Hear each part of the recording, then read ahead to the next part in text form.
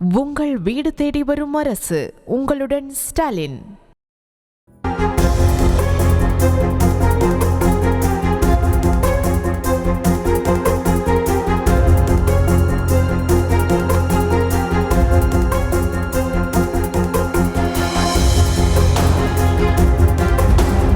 மடப்புரம் காவலாளி அஜித்தின் லாக்அப் கொலை நிகழ்ந்த மறு மாதமே காவல் நிலையத்தில் ஆண் சடலம் மீட்கப்பட்ட சம்பவம் கோவை காக்கி சட்டைகளை கலக்கத்தில் ஆழ்த்திய நிலையில் பின்னணியில் வேறு விவகாரம் இருப்பது விசாரணையில் தெரிய வந்துள்ளது.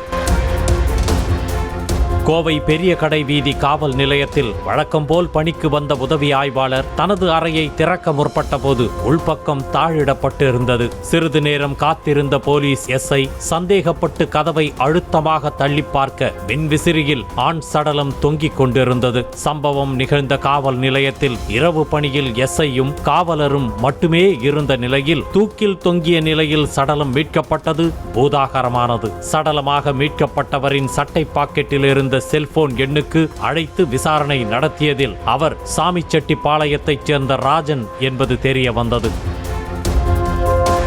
இந்த நிலையில் மொத்த கேள்விகளுக்கும் பதில் சொல்லும் வகையில் 3 சிசிடிவி காட்சிகள் வெளியாகின. அதாவது இரவு 11:15 மணியளவில் கிழிந்த சட்டை கந்தல் கைலியுடன் சாலையில் ஓடி வந்த ராஜன் தனியார் பேருந்தில் ஏறி பெரிய கடை வீதி காவல் நிலைய நிறுத்தத்தில் வந்து இறங்குகிறார். பதற்றத்துடன் காவல் நிலையத்திற்குள் ஓடி வந்த ராஜன் பணியில் இருந்த தலைமை காவலர் செந்தில்குமாரிடம் ஏதோ முறையிடும் காட்சிகளும் பதிவாகியுள்ளது. 25 பேர் கொண்ட மர்ம கும்பல் தன்னை துரத்தி வருவதாக காவலர் செந்தில்குமாரிடம் ராஜன் கூறிய நிலையில் காவலரும் அப்படி யாராவது வருகிறார்களா என வெளியே வந்து பார்த்திருக்கிறார். அப்போது வேறு யாருமே வெளியில் இல்லாத நிலையில் அந்த காவலர் காலையில் வாருங்கள் விசாரணை நடத்தலாம் என சொல்லி திருப்பி அனுப்பிவிட்டதாக கூறப்படுகிறது. சாதாரணமாக நினைத்து ராஜனை அனுப்பி வைத்த காவலர் செந்தில்குமார் நியூஸ் பேப்பர் பார்த்து கொண்டிருக்கும் போதே காவலர் அசந்த நேரம் பார்த்து மாடிக்கு சென்ற ராஜன் உதவி ஆய்வாளர் அறைக்குள் கைலியால் தூக்கிட்டு தற்கொலை செய்து கொண்டதாக போலீசார் தரப்பில் தெரிவிக்கப்படுகிறது.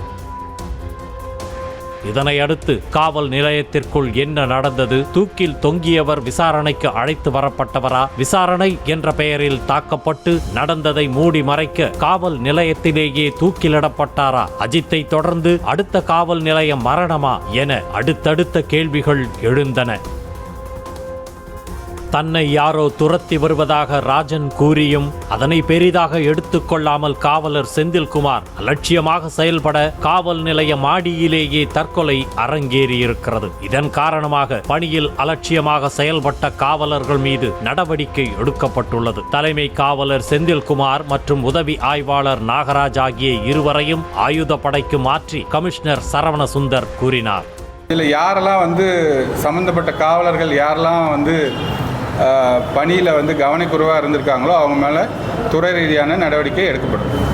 காவல் நிலையத்திற்கு வருவது, மாடிக்கு செல்வது போன்ற காட்சிகள் சிசிடிவியில் இருந்தாலும் தற்கொலை செய்து கொள்ளும் அளவிற்கு தூண்டியது எது என்ற கேள்விக்கான பதிலில் மர்மம் நீடிக்கிறது. உண்மையிலேயே ராஜன் ஏதேனும் ஆபத்தில் இருந்தாரா, தாம் சொல்ல வந்ததை காவலர் காது கொடுத்து கேட்கவில்லை என்ற விரக்தியில் காவல் நிலைய மாடியிலேயே தூக்கிட்டு கொண்டாரா ஆகிய கோணங்களிலும் விசாரணை நடந்து வந்தாலும் தூக்கில் தொங்கிய ராஜனின் குடும்பத்தினரிடம் விசாரித்த போது சில நாட்களாகவே தன்னை யாரோ துரத்தி வருகிறார்கள் என மனப்பிறழ்வு ஏற்பட்டது போல பேசி வருவதாக சொல்கிறார்கள். இறந்து போன ராஜனுக்கு குடிப்பழக்கமும் இருக்கும் நிலையில் காவல் நிலையம் வந்தது போலவே 2 நாட்களுக்கு முன்பு நீதிமன்றத்திற்கு சென்று தன்னை அடிக்க வருகிறார்கள் என கூறியிருக்கிறார் ராஜன்.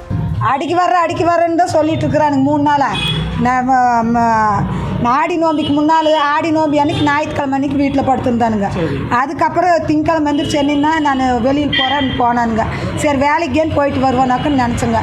அப்புறம் அந்த சாயந்தரமே வந்துட்டானுங்க. ஒரு 4 மணிக்கு வந்து என்னென்னு என்னை எல்லாம் துரத்திட்டு வர்றாங்க 10 பேர்.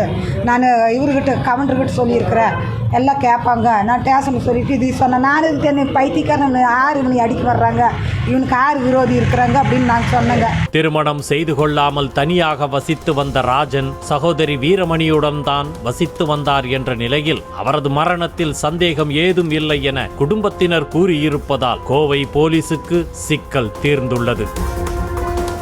உங்கள் வீடு தேடி வரும் அரசு. உங்களுடன் ஸ்டாலின்.